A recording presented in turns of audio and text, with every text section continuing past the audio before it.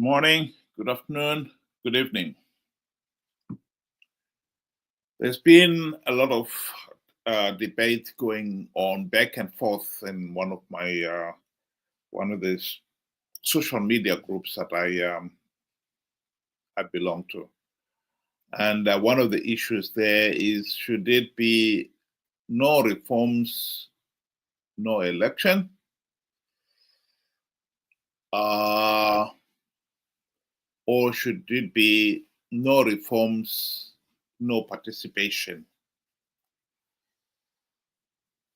I think we should not be hung up on semantics. No reforms, no election. If you do not participate, then in some cases it's a matter of can you stop the elections? And if you can, yes, stop them. If you cannot stop them, then don't participate. And we should not be hung up on semantics.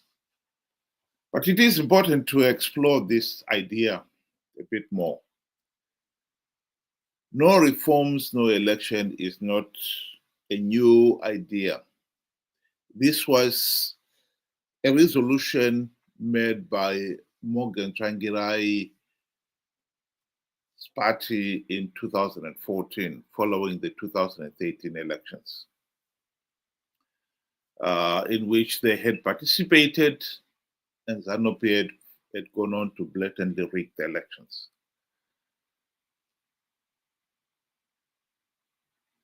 And they came up with that idea. But within a year, by 2015, the then Secretary General of MDCT, Douglas Monzora, was talking of, we are going to participate, we are going to force ZANU-PF to implement the reforms, and we will participate. I think the party members had come to the realization that whether they liked it or not, some of the party members were going to participate in the 2018 elections. And this actually comes back to the issue that David Coulthard raised in his book,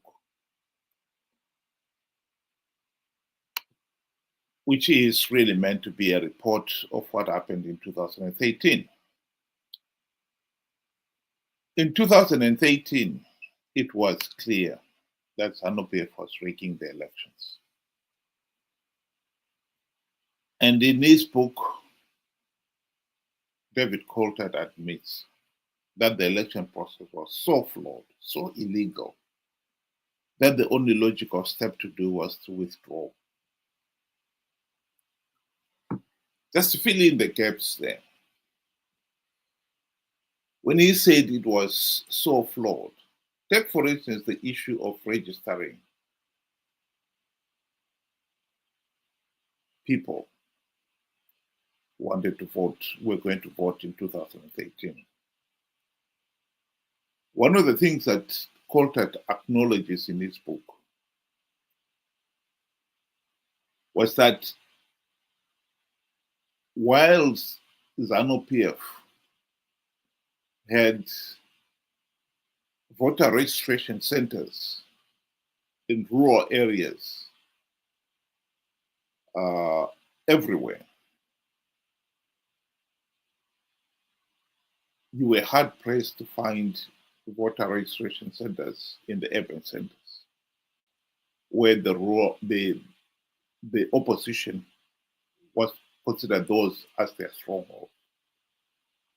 And even when you had those voter registration centers, the individuals in the urban centers were asked to jump through various hoops before they could get registered. For instance, they would be asked to produce their national ID, and if they've got that, then they will be asked to produce evidence of the address where they lived. And even if you could produce evidence of you, the son or daughter of Mr. XYZ who lived at this address, and this is their water bill or telephone bill or whatever, council bill or whatever, the officials may turn around and say, no, they want it to be in your name. So there were various loopholes which you had to jump. And the idea was very clear. ZEC was going to frustrate the voter registration in the urban centers while promoting it in the rural areas where ZANU-PF had their stronghold. So the idea of the process being flawed and so illegal was self-evident. And it's been. And yet, even with that, all that evidence before them, David Coulthard admits that the members went ahead with the election and participated in those elections. In other words, the 2013 electoral process was so flawed, so illegal, that the only logical step was to withdraw, which would have compelled SADC to hold ZANU-PF to account. But such was the distrust between MDCT and MDCN that neither could withdraw for fear the other would participate and win the seats. That is what we are talking about here. That is at the heart of the problem.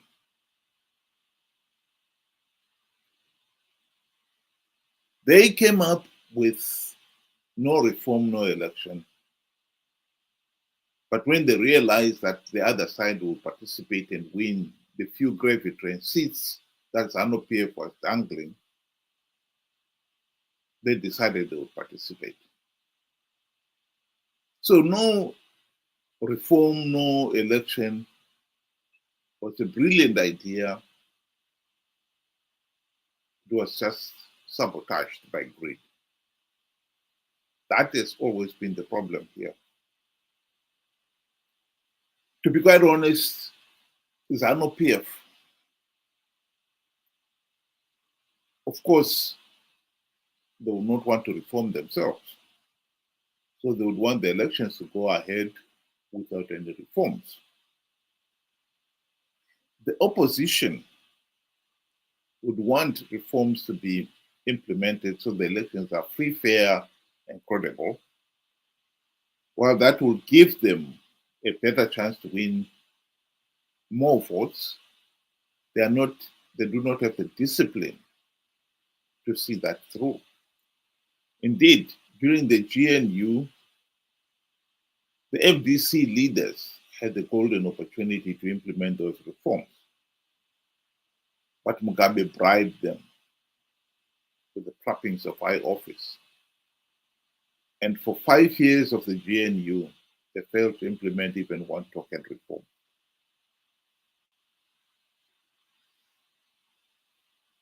And towards the end of it, SADC tried to advise them, don't participate in these elections without reforms. And they ignored it. So ever since MDCT, Triple C leaders have paid lip service to no reforms, no elections. The greed always got the better of them. They would participate. And so all the other aspiring political leaders who have come along, while they've wanted to call for reforms, they found that to be a popular message that will help them get the spotlight. But implementing it was another thing. And as we move closer and closer to the elections, particularly those who felt they had some uh, national recognition, they could not resist taking their chance and participate in the flawed elections in the hope that they'll get a President seat. So to me, this whole debate of no reform, no elections is is essential, it's important, but we should not have any hang up about whether it's no reform, no election, or no reform, no participation. If you participate,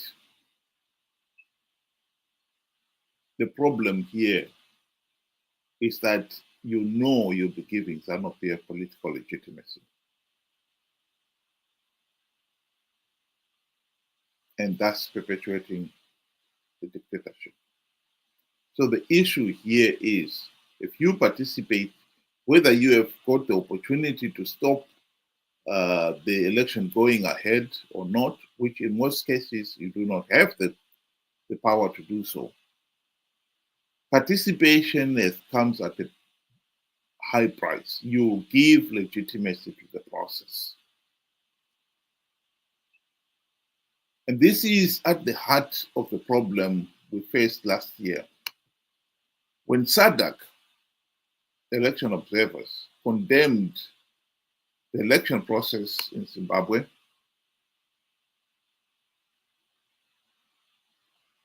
considered them flawed and illegal, but they could not take the next rational step to deny ZANU-PF political legitimacy. And the reason for it was very clear. The opposition leaders in the country had participated in the elections. And ordinary Zimbabweans had participated too in their millions.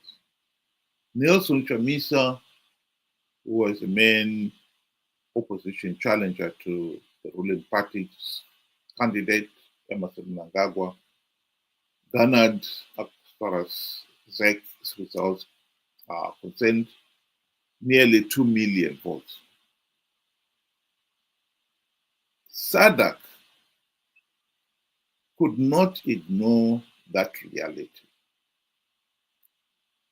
If Zimbabweans participated in a flawed process, knowing fully well that the process was flawed, having been warned so many times that if you participate, it gives ZANU-PF legitimacy, and they still went ahead and participated in their millions, SADC had no choice but to accept that reality. And they did. And that explains why they failed to deny ZANU-PF political legitimacy. The issue of participating here is important. If people do not participate in their millions, SADC, the AU, as they did last year, found the process to be flawed, I think they will come under even more pressure to deny ZANU-PF political legitimacy. So the issue of participating is important. There are some people who would want to argue that if you cannot stop the elections going ahead, then you should participate. some have argued that if you cannot stop Monzora and Maduku and so forth participating, then you still give ZANU-PF legitimacy, even if, for instance, Nelson Chamisa should not participate. That is an irrational argument. To start with, you cannot compare the other opposition leaders with Triple C. If Triple C managed to garner 44% of the votes, surely anybody who was observing those elections would say Chamisa has got support. So if Chamisa had not participated and he had been holding his rallies and people could see the level of support that he commanded, and he said he's not going to participate in the elections, and the other small parties, Monzora, Maduke, etc., held their rallies, and people could see at those rallies, some of them were hard pressed to get just a few hundred people attending those rallies. Then people, SADC in particular, would not be fooled into believing that the people of Zimbabwe participated in those elections. But even if we were to split it half-half, that there was another opposition party there, or when the results came, Mnangagwa got 52% and opposition party leader A got 22% and the other one got 20% or whatever. The fact still remains that participating in an election that is so flawed, when you know that participating will only give ZANU-PF legitimacy, then it is a matter of you making that decision yourself and saying, I'm not going to participate. And I think here the other question that some people should not have ignored is, do you seriously want to believe that Chamisa and company participated in the flawed 2023 elections to do the people of Zimbabwe a favor? Because if that's what you believe, then you are really incredibly naive. As Coulthard admitted there, they also were after the gravy train seats. So all of those opposition leaders who participated, they participated out of greed. And to pretend otherwise is, to say the very least, naive. That is the reality. I do not think that the issue is really a question of one doing more harm than the other, participating or saying no elections. I don't think that is semantics. What matters here is that those who do participate should know that by participating, you're giving ZANU-PF legitimacy. And those who are not participating should see to it that those who do participate understand the responsibility that goes with participating. And in this particular case, try to make sure that those who do participate do not participate in the same big numbers as we saw last year, because that is the only way the nation can turn around and put pressure on SADC and the AU to deny ZANU-PF legitimacy. Food for thought. Thank you very much for those of you able to join, and we hope to join you again tomorrow, same time, 6 o'clock UK time, 8 o'clock Zimbabwean time. Good night.